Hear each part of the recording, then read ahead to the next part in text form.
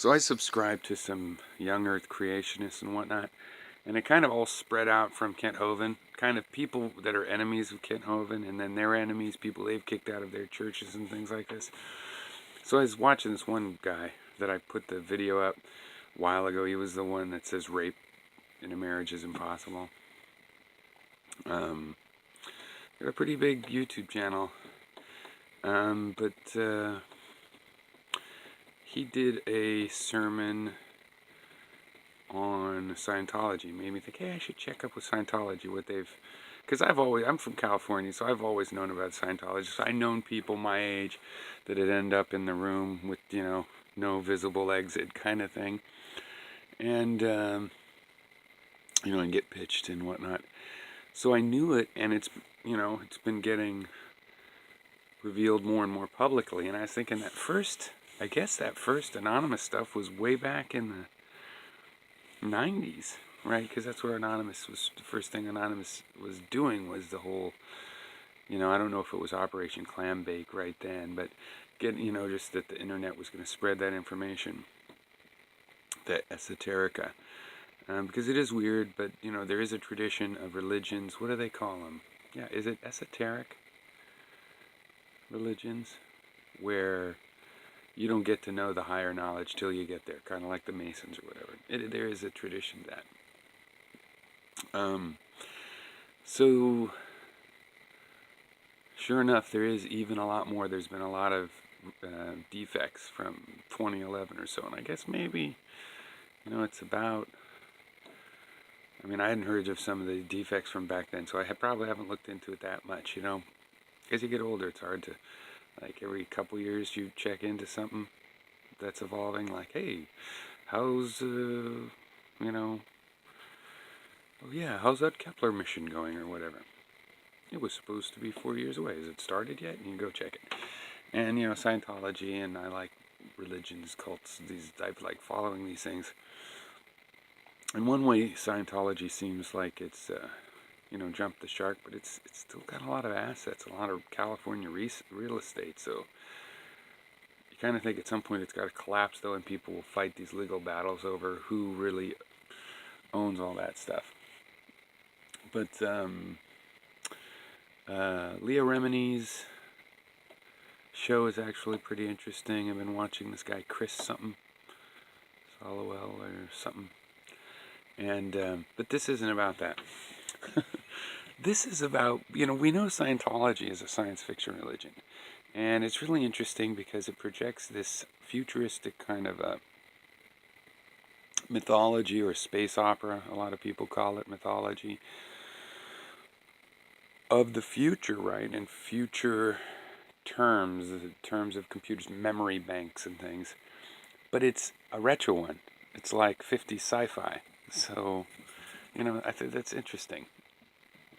But I don't think it's going anywhere. And most of these, there have been a lot of high-level escapees in the last few years. I guess that going clear was pretty influential to some people. See, to me, I couldn't notice that because I really had known and heard. The first I'd heard, it's like I knew it was a weird religion. Okay, it's like Hare Krishna or whatever. It's like, but what is it really? Oh, it's just a self-help, it's just like Tony Robbins. It's a self-helpy thing.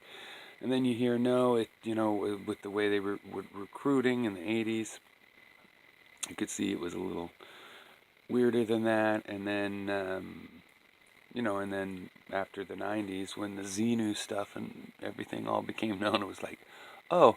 And then when you heard how they disconnect from families and this stuff that's pretty regular cultish, then, I think that's well known by like 2004 or 5, but really, it's going on, and now it's kind of breaking out now in this A&E.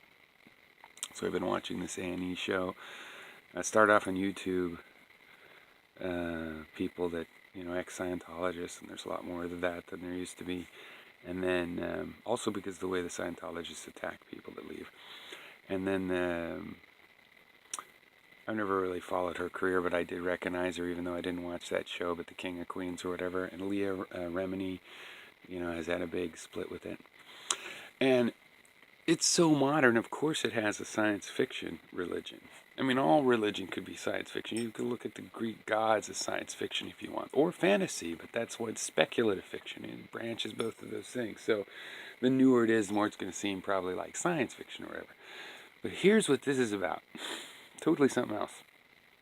No, it's how is Mormonism so science fiction-y? You know, this is significantly long ago. I mean, this is the 1830s, I think. I should have looked that up. And you got like people like H.G. Wells or 20, 30 years later or something. Check my dates, put them in the comments. But, you know, it's like, and he's saying that there's millions of planets. Millions of planets with different peoples on them. It's kind of like, it's how in the early 1800s would you think of such a religion? A sci-fi religion before sci-fi. Now, you can take the history of science, what you might call science fiction, way, way, way back. But what we consider modern science fiction, well, I don't know. Somebody put in comments if, you know, no, Gulliver's Travels was from the 1600s. I mean, I don't know. Yes, there's examples of things that you could consider. Gulliver's Travels isn't from the 1600s. It's probably from the 1800s as well.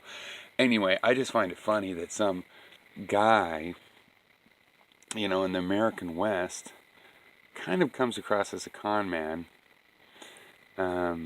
Joseph Smith, and did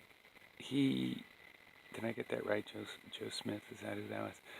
And he's got these planets, you know, and the gods are actually just like local planetary leaders and stuff. It seems very, very sci-fi, and it just now. So I looked this up online, and there's one theory that a guy actually did have a science fiction story.